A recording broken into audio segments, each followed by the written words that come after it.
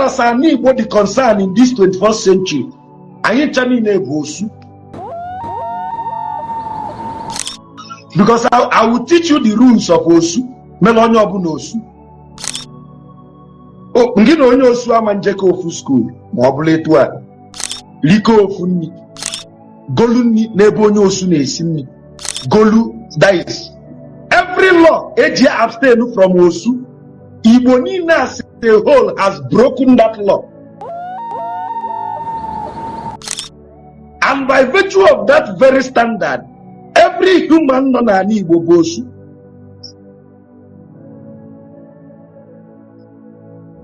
I will explain. Here in the Bukita, many people will not like it. First of all, Osu, Abra outcast. Whomever stupid human that translated that word Osu to outcast, Awataro, Ife Osu.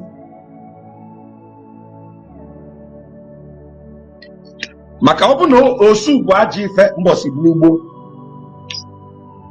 I man wefe akpolo Osu abu. Now, let's assume Osu bu aji ife gent. Let's assume for 1 minute. Don't put me out of context. I said the word. Let's assume that Osu bu aji ife. The law that says that once you cohabitate with Osu, Iblu goes. That one I be no nita. Now what I nenubu. Imalumo Osu lolia. Ebu tenant na Osu. Na kugu na Osu. Manamwa gilu wanyi choto Osu. Sina man Osu. Whereas you've been dining and whining with Osu. Secondly, in our break in a canteen, tantalizer. Golu nni ijuru onye neba obu Osu ka obu Osu siria igolu ni latawo. I put it to you ni ibu Osu. Sometimes people consider me somehow proud or thereabout because of the sound of my voice, but I say it out of the passion it was didn't know me. We've got a whole lot wrong na need, and I can boldly tell you by omission or commission any woman na abia na ya de tachalia without ejuam or Osu olusi nu ya no ejubiam or Osu. By omission or commission, every human na ni botata blugo Osu, because one of the rules of Osu is that you must not associate with them. Now what am I trying to say? It means that at this juncture, the entirety of people race na Nagachie, Jews, what is actually Osu? What are the classes of Osu? Because Osu, Aburoru,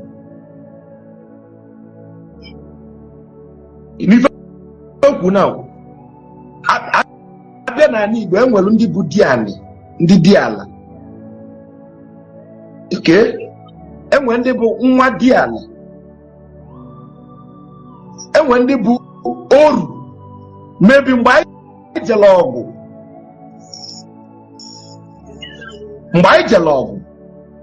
nda dota anaya, fabato oru na bai, asina ndi ababu oru.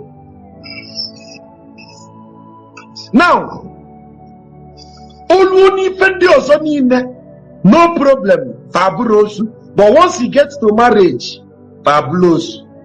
In Ayaro, maybe now, in an emergency, acute malaria, I rush go no. Doctor say acute malaria, doctor to pass it, ogo, injection PR, edendo. You see, I thank you, doctor. In a tom mama, and a chineke doctor where zomundo. Man, a doctor Osu, Olu ni zogendo, Osu azogendo, Olu neno, Obulosu. Which means we need to sit down first. Joe why Guinea Osu. Omunism nas nanda abuoru. Negent. Nanda abuoru. Nobody nada no with them. Then I might give you a listening ear. Ask me why.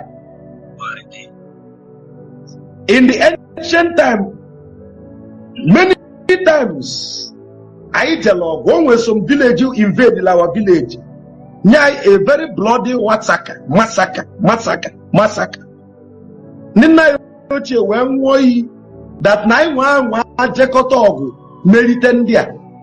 Na ye me for and I me for driver. I na femo kana mekona. They did not treat us with good hearts. Okay? Adikwa mama. This thing I about Geneva Convention today. Ndi buzo practice Geneva Convention bu ndi Igbo ai. Ndi Igbo ai si iwa bo man nego. There are things you must not do against a neighboring village you will love. One, Maazi, you will not harm them. Omwani, you will not harm them. And everyone that came work, you will not harm them.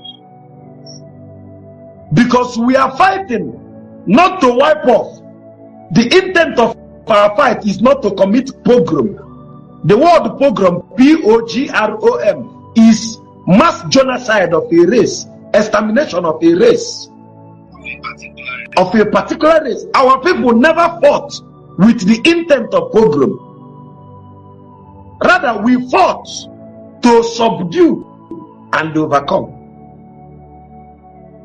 But our enemies came to fight us with the intent of pogrom. So, when they fight like with the intent of pogrom, what do?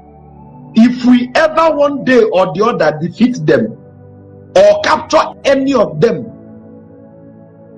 then automatically we form a bond with them. They will never intermarry with us because we consider their blood as defiled. Against our people.